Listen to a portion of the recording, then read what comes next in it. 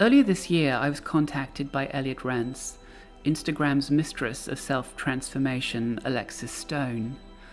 Alexis was developing what she described as her most daring transformation to date into her childhood heroine, Cruella de VIL. Alexis asked whether it might be possible to use one of the original wigs that Paul had created for Glenn Close in 1996. When Paul closed his Manhattan studio in 2021, his business partner Giovanna Calabretta decided to store all his studio equipment and many of the most famous wigs he had made. I made my way to the archives to see what we might have from 101 Dalmatians. Paul Huntley's career as a wig maker spans some 48 years. Starting out as an actor in London, he developed an interest in wigs and went to work for Stanley Hall at Wig Creations in the 1950s. It was at Wig Creations that Paul learned the nuts and bolts of wig making and went on to become one of the firm's most established and successful designers, working with clients such as Vivian Leigh, Marlene Dietrich, and Elizabeth Taylor. It was actually Elizabeth Taylor who suggested Paul make the jump to America and Broadway when they worked together on Cleopatra in 1962. Elizabeth introduced Paul to the director Mike Nichols, and he never looked back.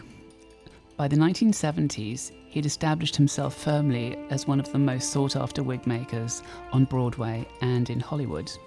Here we have some of Paul's most famous wigs. This was worn by Patti LuPone in the original Broadway production of Evita in 1979.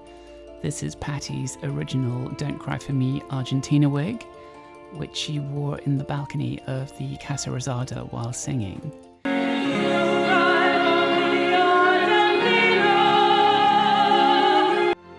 And Paul and Patti worked together for many, many years. Zoe Caldwell was another long-standing client of Paul's. This is her wig from The Purple Rose of Cairo by Woody Allen. Don't you stop yapping, we've got problems of our own. And we have Patti's wig from Masterclass. This role was actually created for Zoe Caldwell, but Patti played the role in London. When I was a student, I never missed a lesson, never not once. This is one of my favourites. This is Angela Lansbury's wig from Murder, She Wrote.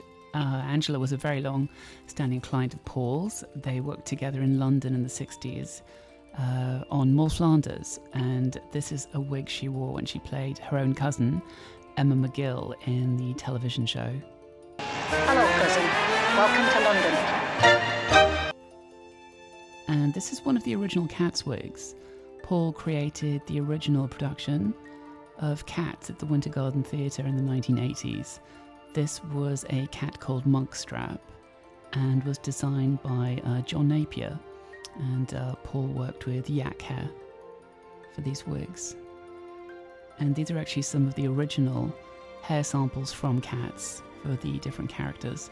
They still have the original tickets on them. And this is a sketch that John Napier gave to Paul during the run of the show for one of the kittens, I believe. Angelica Houston as Morticia Addams in the Addams Family. Pastels. This is quite an iconic look. And here we have the iconic Cruella de VIL wig from the live production of 101 Dalmatians in 1996. Anita, darling. This is one of many wigs Paul created for Glenn Close to wear in the role of Cruella de VIL. Mirror, mirror on the wall, who's the fairest of them all?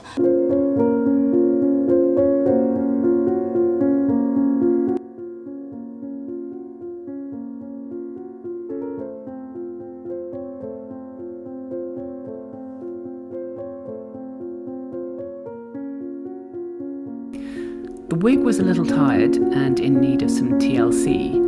Claudia Stolz was the first person I thought of to transform the tired tresses. We packed up Glenn's wig and shipped it to London.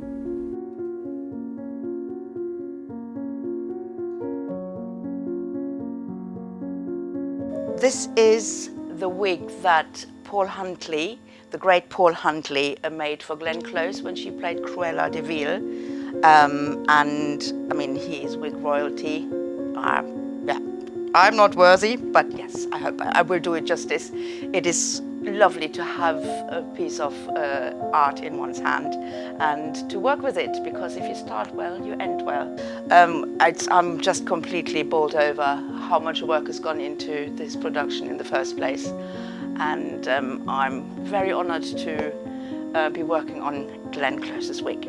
All I did was reinforce the edge of the wig and gave it a little bit maroon on the sides to fit on Elliot's head. And I extended the hairline a little bit because his head is slightly larger than Glenn's. So let's block it up. Yeah, so I've had fun doing this job, and I hope it will all be shining beautifully on Elliot Rentz's head, who is going to transform himself into Cruella de VIL. You have talent, darling. Don't squander it. After the repairs and revisions were completed on the wig, Elliot met up with Claudia and hairstylist Lou Shepherd for his first fitting. Lou actually trained with Paul at Wig Creations and was the perfect person to tease up the tresses into a towering flame-like extravaganza worthy of Cruella de VIL.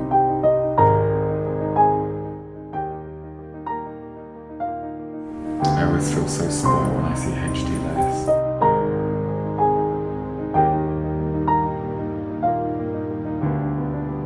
Well, it's so nice to see it on you after having worked on you for so long.